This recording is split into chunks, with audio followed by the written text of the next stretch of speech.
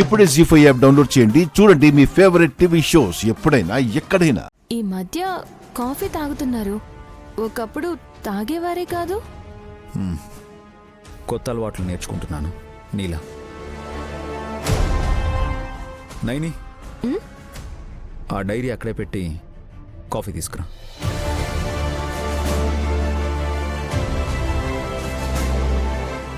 తీసుకురాలేదు, ఎందుకంటే నువ్వు వెళ్ళగానే నువ్వేం రాస్తున్నావో నేను చూస్తాను. సీక్రెట్స్ ఏమీ ఉండవు బాబు గారు. ఉండాలి, అప్పుడే కదా నాయని దాన్ని నీ వెంట తీసుకెళ్ళాలి. నిజమే చెప్తున్నాను బాబు గారు. నువ్వు అబద్ధం చెప్తావని కాదు నాయని, కానీ నీకు సాయంగా నేనుండాలంటే నీ ఇబ్బందిని కూడా నాతో పంచుకోవాలి అంటున్నాను. ఇటీవు చూస్తాను. వద్దు బాబు గారు, నవ్వుతారు. నేను నవ్వితే బాగుంటుంది అంటావు కదా నువ్వు. రేపిస్తాను. ఈ రాత్రికి నిద్ర పట్టాలంటే ఆ డైరీని నేను పట్టాలి.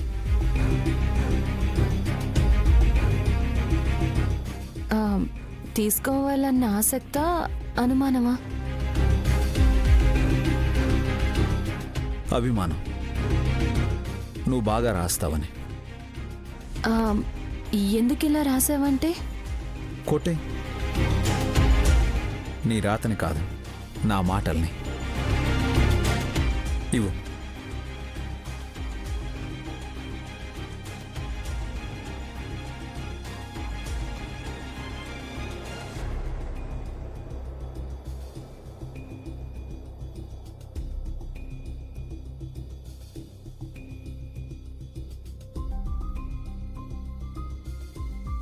ఏంటిది నాయనే?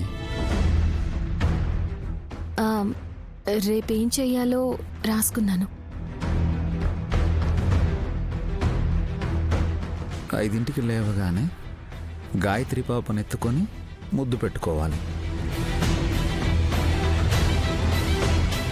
మళ్ళీ 8 అవుతుండగా గాయత్రి పాపనెత్తుకొని టిఫిన్ తినిపించాలి. 11ంటికి గాయత్రి పాపనెత్తుకొని ఆఫీస్ ఫైల్స్ చెక్ చేయాలి.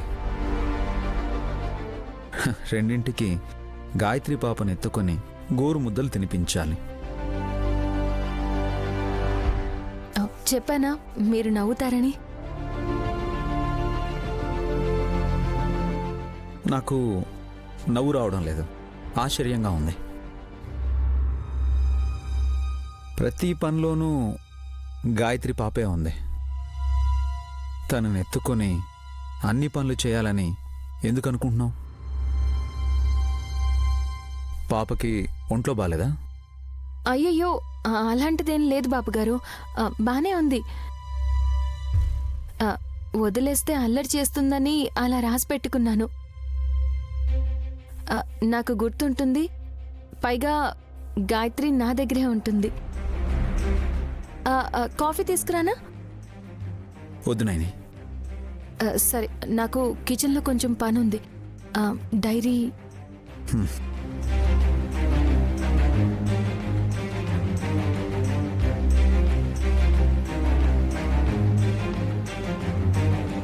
ఎదురు ఈ పాలు తాగివే. ఇప్పుడు ఎంత ఎక్కువ తాగితే రేపు పుట్టిపోయే బిడ్డకి అన్ని పాలు పట్టించచ్చు. తీసుకో. పిన్ని, బాబాయ్ కేర్ని చూస్తుంటే నిన్ను పాల విక్రయ కేంద్రంలో జాయిన్ చేసేలా ఉన్నారు. ఆయనకి చాదస్తం వచ్చిందిలే హాస్. సర్వీస్ చేస్తుంటే లవ్ అనుకోకుండా కొవ్వు అన్నట్టుంది నీ ఉద్దేశం.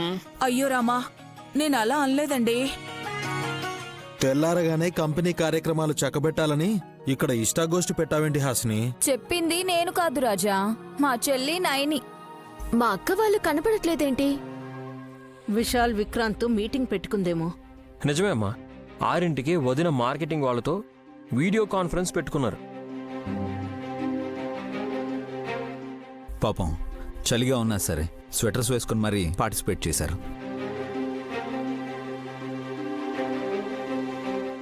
ఎమర్జెన్సీ మీటింగ్ అన్నప్పుడు అర్ధరాత్రి అయినా సరే అటెండ్ అవ్వాలి కదా బాబు గారు. అంత తొందర ఏమొచ్చింది?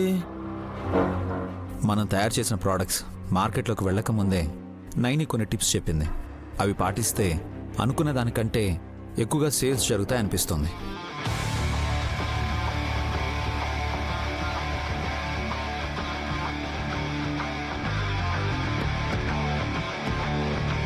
హాస్పిటల్ నుండి వచ్చిన బిల్ సుమారు 42 లక్షలు.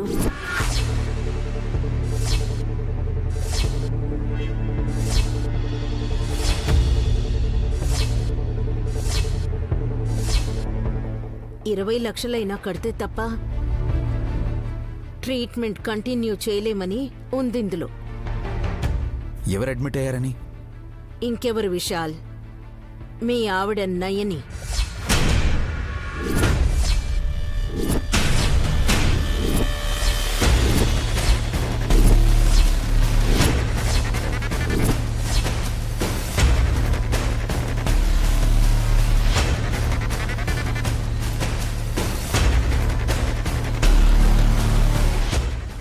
ఏం మాట్లాడుతున్నారు అత్తయ్య? నేను అడ్మిట్ అవ్వడం ఏంటి? కళ్ళ ముందు నైనమ్మ కూతురుని ఎత్తుకునుంటే ఆసుపత్రి పాలై హౌస్తో పడుతుందనడానికి నీకు నోరేలాగా వచ్చిందక్కాయ్? పావనమూర్తి, నీకు చదవచ్చుగా, చూడు.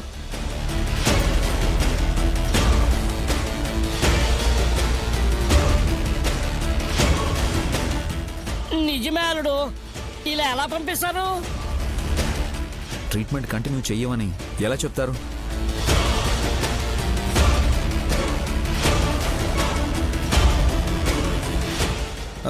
నైని పేరునే ఉందా? పేషెంట్ నేమ్లో నైనమ్మ పేరే ఉంది. నైని పేరునే ఉందా? పేషెంట్ నేమ్లో నైనమ్మ పేరే ఉంది. నాకు యాక్సిడెంట్ అయినప్పుడు హాస్పిటల్లో అడ్మిట్ చేశారు కదా బాబాయ్, ఆ బిల్ కట్టలేదనుకుంటా.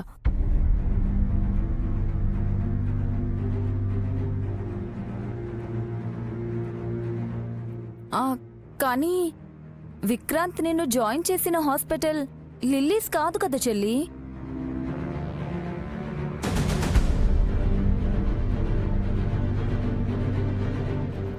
అవును కదా, ఈ హాస్పిటల్ నుండి ఎందుకు బిల్లు కట్టమని పంపిస్తారు?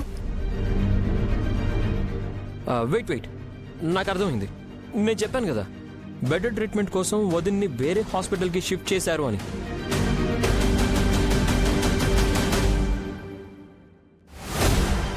అదేనా ఇది? యా. పుణ్యకాలం గడిచాక బిల్లు కట్టమంటే ఎలా? నేనేదో నోటికొచ్చిన పేరు చెప్తే అదే హాస్పిటల్ నుంచి బిల్ ఎలా వచ్చింది?